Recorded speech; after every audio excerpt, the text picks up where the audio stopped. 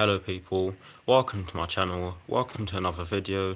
This is my review of the game which took place on Sunday between Chelsea and Crystal Palace, in which Chelsea won by 3 goals to 1. So what I'm going to do for you guys in terms of this review is that firstly I'm going to give you the team in which Maurizio Sarri game, then I'm going to give you my thoughts on the game itself, which will as always be broken down into the first half and then the second half, and then lastly I'm going to give you my thoughts on Chelsea's upcoming fixtures. So without further ado, let's just get straight into it. Maurizio Sarri did go with a 4-3-3 with the deep line playmaker involved, and in terms of the personnel, he went with Kepa in goal. We went with the standard back four that he uses in the Premier League. That is from right to left of Cesar Azpilicueta, Antonio Rudiger, David Luiz and Marcos Alonso. In the midfield three, he went with Jorginho in that deep line playmaker role, with Ross Barkley and N'Golo Kante just ahead of him. And in the front three from right to left, he put Pedro on the right wing, Alvaro Morata up top, and Willian on the left wing. So getting into my thoughts on the first half, I thought that we did start a bit slowly. Crystal Palace did sit deep and frustrated us for the first 20-25 minutes. Although we did find our rhythm around the 12th minute in terms of our passing, and we did start to create a few chances after Palace's little spell, and they did hit us on the counter attack a few times, and they did have a few chances, but they weren't clear cut chances. Neither side really had any chance after 30 minutes, but after that it was Chelsea who opened the scoring. Kante gives the ball to Cesar Azpilicueta. Azpilicueta passes the ball to Pedro, who is inside the box. Pedro tries to shoot.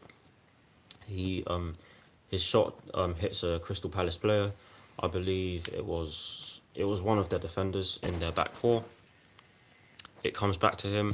In the first try, Morata was offside, but when it fell back to Pedro crossed it into him, and he was onside.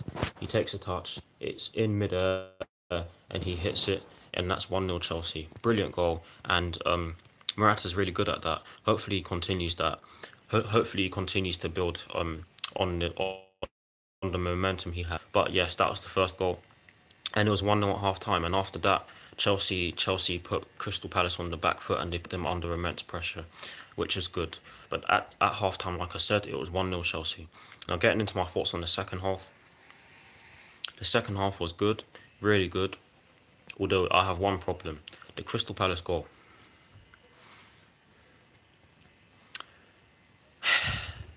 I cannot remember who gave the ball away.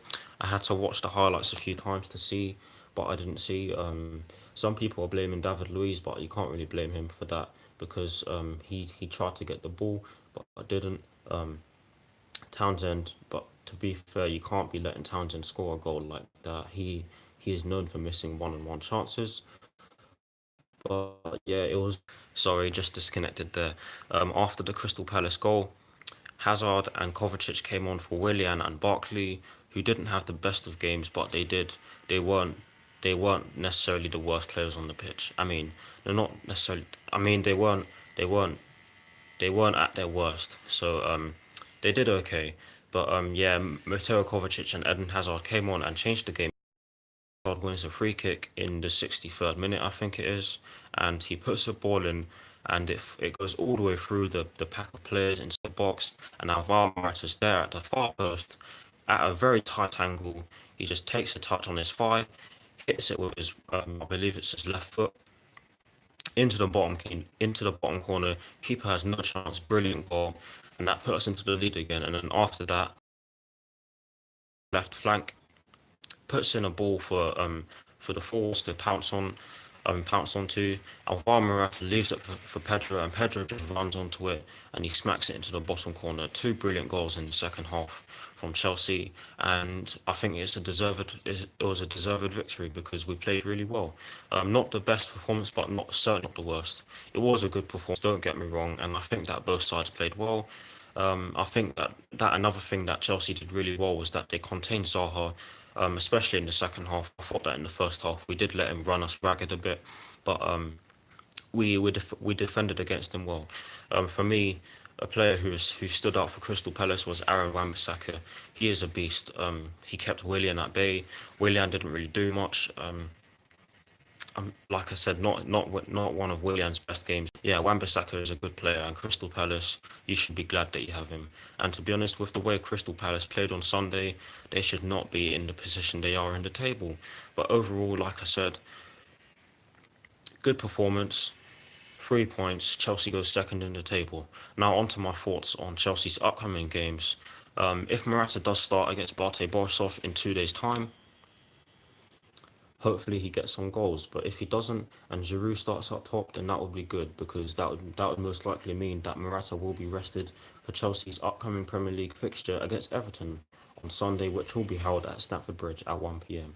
I think that Giroud should start against Bate Borisov, because he needs to gain confidence as well, and it would be nice to see both of our strikers firing at all cylinders, or possibly it would be nice to see Ruben Loftus-Cheek up top, but that would leave a massive hole in our midfield in terms of who would start there, and that would mean that one of our starting midfielders will have to start. We'll just have to see. That will be done tomorrow in my preview for Chelsea's upcoming Europa League fixture against Bate Borisov, which will be played away from home in Belarus.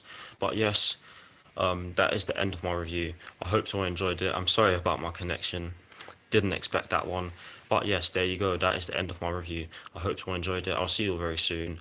Come on, you Blues, and peace.